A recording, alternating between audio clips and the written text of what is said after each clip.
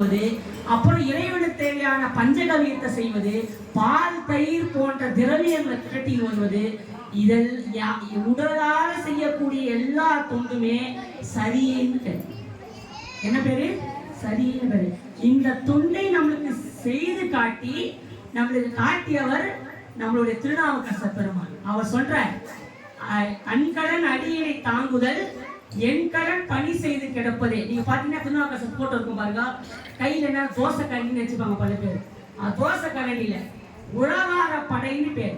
அதை வச்சுதான் கோயில இருக்கக்கூடிய கல்லு மண்ணு இதெல்லாம் பெருக்குவார்.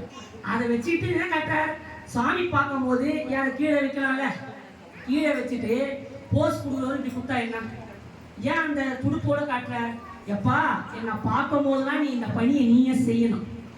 திருநாவுக்கரசரை பார்க்கும் போதெல்லாம் அந்த பணி. நால்வர் கூட கொஞ்சம் இப்படி நிற்பாங்க, இப்படி நிற்பாங்க. நாவுக்கரசர்னாலே பணிவு, நாவுக்கரசர்னாலே பணிவு. அவர் காட்டிய பாதை சரி மன்றாடி.